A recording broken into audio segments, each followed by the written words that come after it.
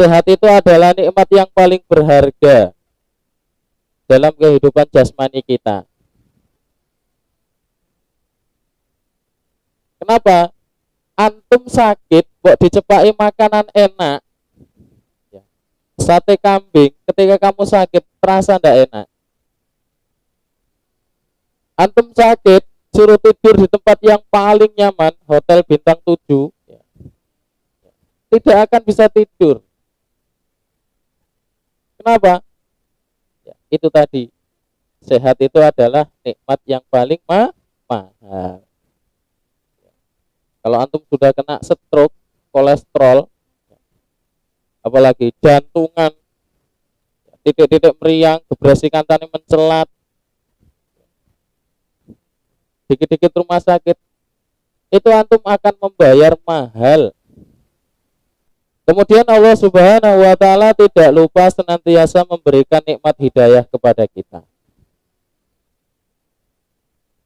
Dan ini juga nikmat yang paling urgent dalam kehidupan kita. Itu nikmat hidayah. Iya kan? Iya, nikmat hidayah itu luar biasa. Salawat serta salam senantiasa tercurahkan kepada baginda Nabi Muhammad Shallallahu Alaihi Wasallam, pada keluarganya, sahabatnya, tabiin, tabiut tabiin, dan mudah-mudahan sampai kepada kita semua selaku umatnya yang senantiasa istiqomah dengan sunnah-sunnahnya. Ayuhal hadirun rahimani wa rahimakumullah. Di sini Ustadz sedikit menyampaikan, yaitu fikih tadi sudah ditembusi oleh Akhina Pandu. Ya. Fikih ini kalau kita runut, kalau kita bahas dari awal, itu nanti masuk ke bab bersuci. Kemudian setelah bersuci ada bab sholat. Dan itu runut fikih itu. Setelah ada bab sholat, kemudian ada bab sholat berjamaah.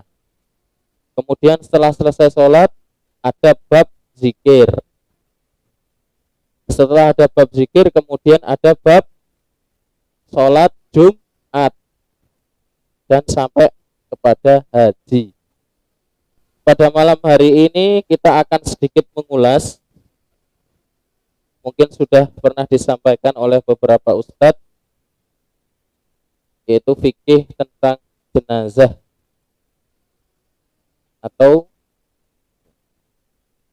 tata cara mengurus jenazah.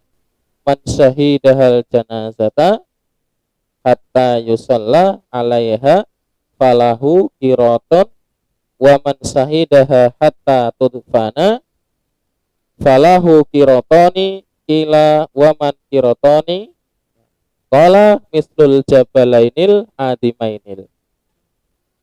Ada yang tahu artinya?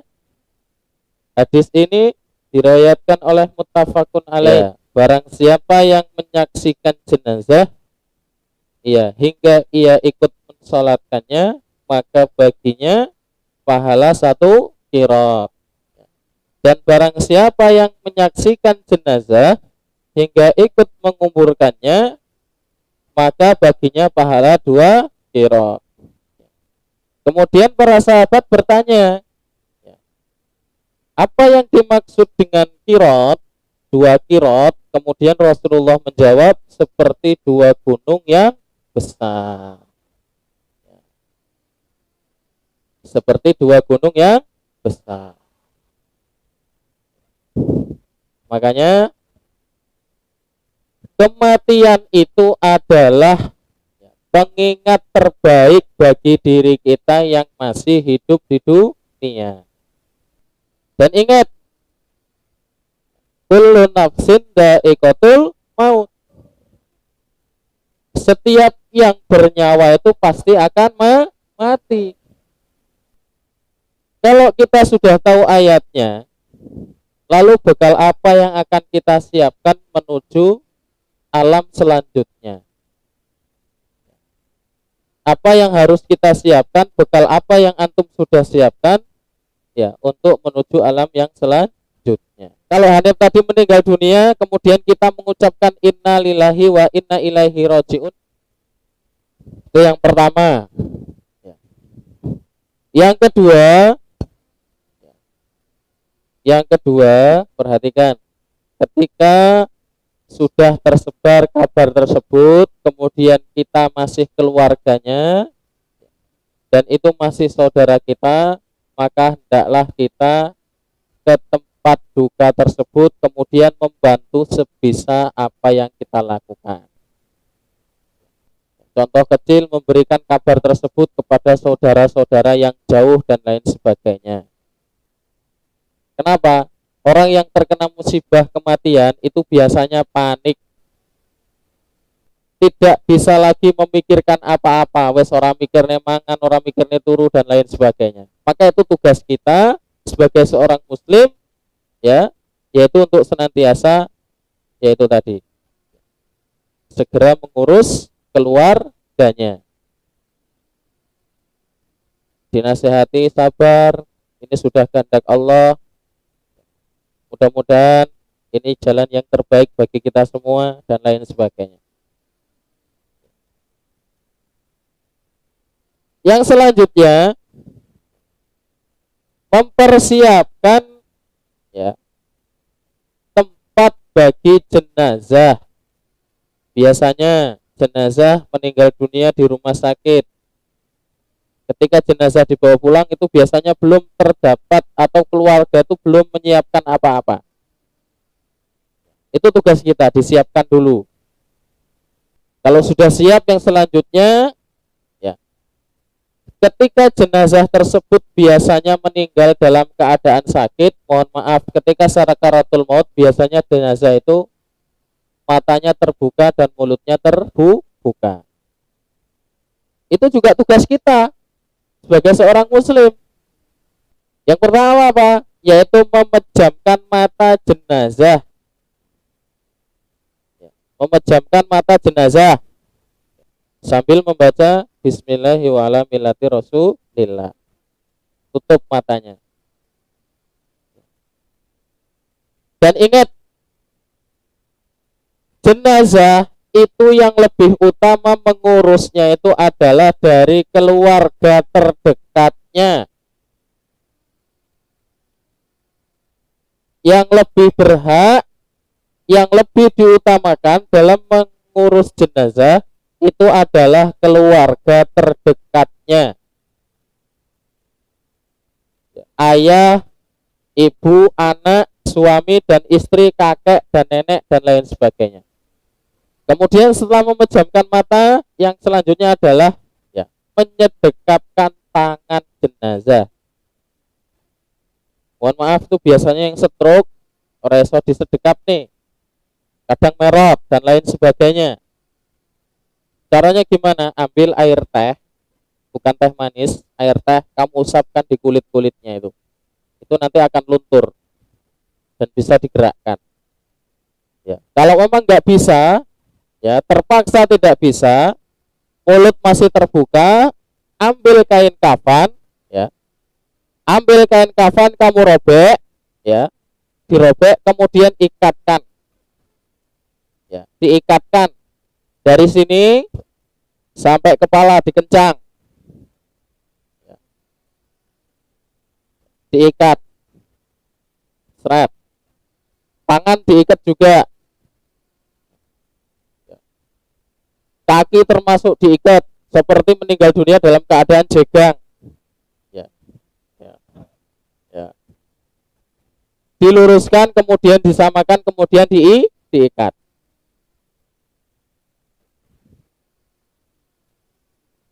Selanjutnya, setelah itu semua beres, tahap yang selanjutnya adalah membersihkan jenazah. Ini sebelum memandikan ini. Sebelum memandikan. Kenapa? Ini hal yang biasa tetapi sulit. Antum kalau pulang di desa, mohon maaf, biasanya jenazah itu dipasrahne karo Pak Mudin. Ya bora? Ya, nah dipasrahne karo Pak Mudin. Lalu apa tugas kamu sebagai keluarga? Sebagai anak? sebagai kakak, sebagai adik, sebagai suami, sebagai istri. Ya, ini sebagai bentuk bukti apa? Peduli kita terhadap jenazah. Karena ingat, mengurus jenazah itu ada sesuatu, termasuk 3 hal yang akan disegerakan toh. Iya para? Iya. Ibadah yang akan segera disegerakan itu yang pertama adalah sholat. Ya. Yang kedua adalah ketika panggilan orang tua. Yang ketiga adalah untuk segerakan mengurus jenazah, mengubur jenazah. Apa hukumnya mengurus jenazah itu? Fardu kifayah. Sampai mana tadi membersihkan jenazah ya? Ya, jadi jenazah dibersihkan secara menyeluruh dari utus, dari atas, dari rambut, ya dari atas pokoknya sampai bawah. Termasuk mata itu dibersihkan. Kalau ada tisu atau tak kapas, bersihkan pakai air dilap. Ambil air, ya, teteskan, masukkan dilap. Gigi, buka mulutnya, kosoi, kemudian hidung pakai katembat itu. Hati-hati wahing.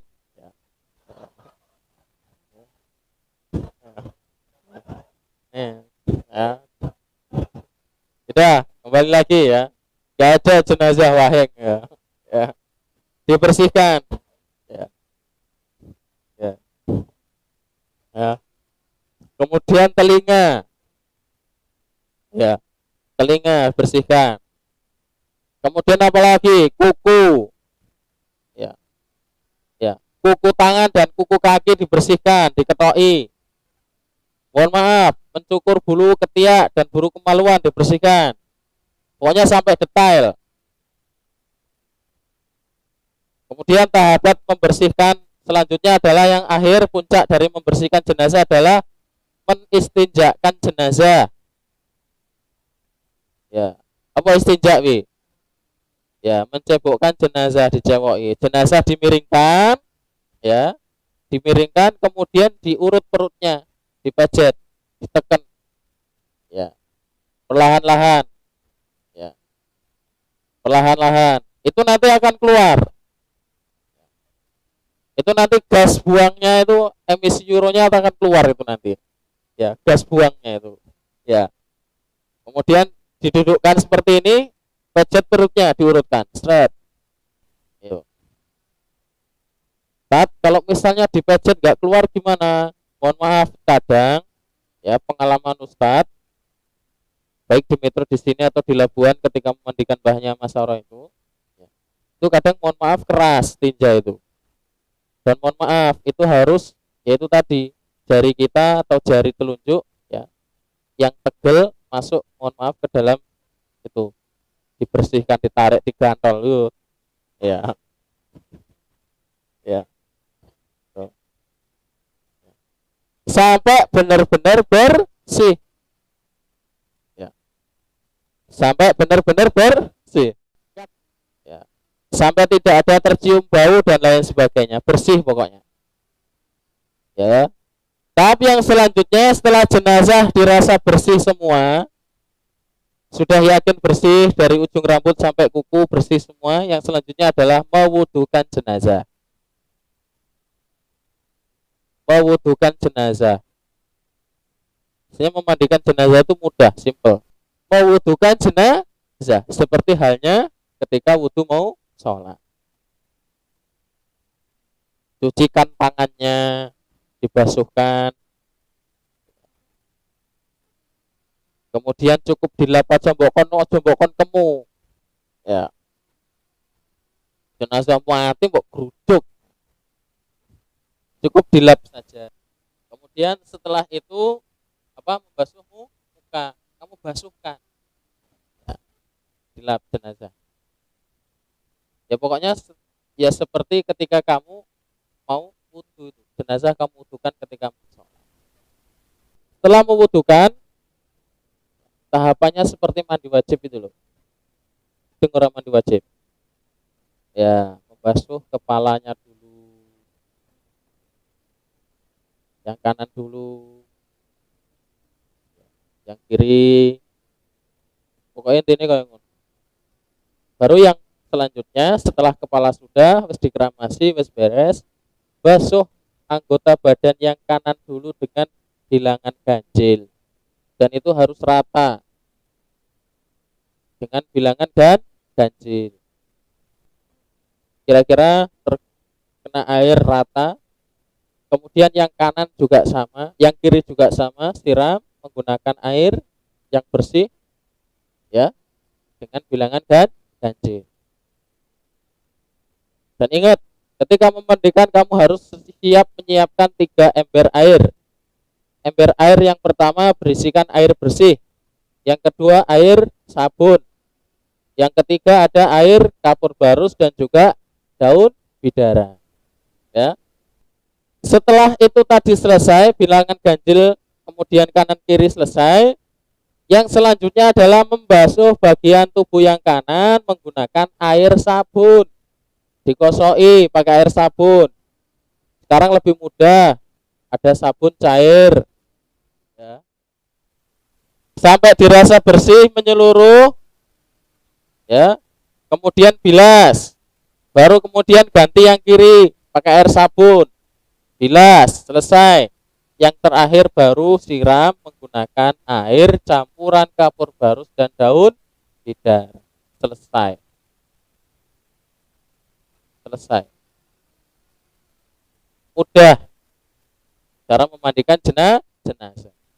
Adanallahu wa yakum ajmain. Billahi taufik wal hidayah. Assalamualaikum warahmatullahi wabarakatuh.